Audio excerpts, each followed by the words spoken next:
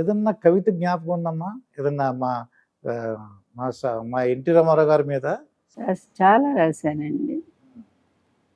మది తలపుల పువ్వులు పూస్తే మకరందం నువ్వు, సువాసననే జ్ఞాపకం పరిమళం చిరుగాలి మనసును తాకితే, నీ పిలుపేమో అలికిడి పులకింత నీ తాకిడి. ఇట్లా చాలా రాశాను ఆయన మీద.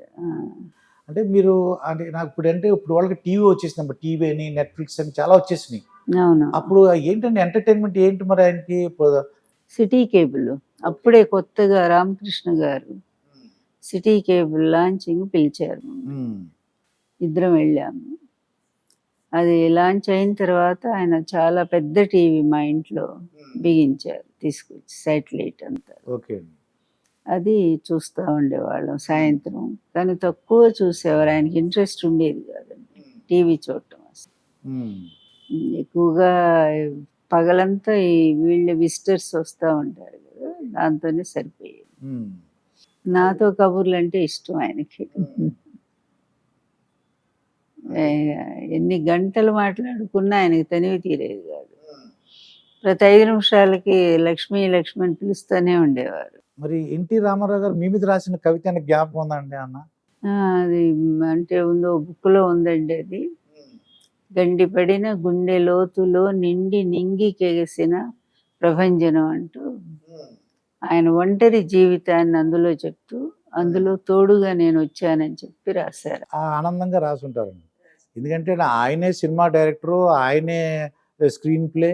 ఆయన మంచి ఆర్టిస్ట్ కూడా అండి. పెయింట్ బాగా చేస్తారు, చాలా గొప్పగా. ఆయన రాత కూడా ముత్యాల కోవే, అంత బాగుంటుంది ఎన్టీఆర్ గారి దస్తూరి. ఎన్టీ రామారావు గారు అంటే ఎక్కువగా ఆరోగ్యం ఏంటంటే ఓన్లీ బీపీ షుగర్ అని అంటారు అప్పటికి ఏమన్నా? 35 ఏళ్ళ నుంచి సినిమా ఇండస్ట్రీలో ఉన్నప్పుడే, అంటే ఆయన 35 ఏళ్ల వయసులోనే స్టార్ట్ అయిపోయింది. టూ ఎర్లీ అనమాట, ఎర్లీగా స్టార్ట్ అయిపోయింది. అందువల్ల కూడా అప్పుడప్పుడు షుగరు హై పెరుగుతూ ఉండేది, కంట్రోల్ లేదు. ఆమె చనిపోయాక అస్సలు కంట్రోల్ లేదు. అందుకోసమే ఆయన 1-2 సార్లు ప్రాణాపాయ స్థితి వచ్చింది ఆయనకి. అలాగే ఒకసారి హార్ట్ అటాక్ వచ్చింది, మైల్డ్ హార్ట్ అటాక్. తర్వాత పెరాలసిస్ స్ట్రోక్ వచ్చింది. 2 ఇది బైపాస్ సర్జరీ జరిగింది అమెరికాలో. ఇవన్నీ నేను రాకముందు జరిగినాయి.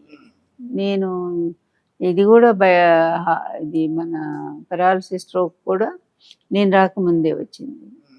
అప్పుడు నన్ను ఉద్యోగం రిజైన్ చేసి రమ్మన్నారు. నేను నర్సరావుపేట డిగ్రీ కాలేజ్ లెక్చరర్ అండి. సరే నన్ను వచ్చేసేయమన్నారు. అది గవర్నమెంటా ప్రైవేటా మేడం? అది private college. Private college, aided college. తర్వాత రోజుల్లో ఇప్పుడు విజిటర్స్ వచ్చి కూర్చున్నవారండి, ఏం మాట్లాడారు అని చెప్పేవారా మీకు? లేకపోతే అసలు సీక్రెట్గా ఉంచుకున్న, నాతో మాట్లాడారు నీకు ఎందుకు అలాగే అన్నారు? ఎందుకంటే కబుర్లు ఏదో చెప్పుకుంటారు కదా. అంటే ఒకటి, గవర్నమెంట్ వచ్చాక అధికారుల సమావేశం మాత్రం ఎవరిని ఇన్వాల్వ్ చేయరండి ఆయన. అధికారులు ఆయనే కూర్చొని మాట్లాడుకునేవారు. ఇక మామూలు పార్టీ పర్సన్స్, ఆత్మీయులు అనుకున్న వాళ్ళు, బాగా అభిమానులు అనుకున్న వాళ్ళు వచ్చినప్పుడు నన్ను కూడా కూర్చోబెట్టేవారు. కూర్చోబెట్టి అందరం ఊరికే పిచ్చాపాటి మాట్లాడుకున్నాం. ఆ టైంలో ఆయన అంటే ఎప్పుడన్నా ఇది అంటే మీరు ఆఫీస్ ఉందనుకో, ఇలాగా నేను వాళ్ళతో మాట్లాడాను, చాలా బాగున్నాయి విశేషాలు, లేకపోతే ఇలా చేద్దాం అనుకుంటున్న ప్లాన్ ఇలా ఉందని ఏమన్నా మీతో డిస్కస్ చేసేవారండి ఏమన్నా? కొన్ని అవసరం అనుకుంటే చెప్పేవారు, పార్టీ పరమైనటువంటివి. ఇలా చేద్దాం అనుకుంటున్నాను లక్ష్మి అని అంటే, మీ ఇష్టం అనేదాన్ని నేను.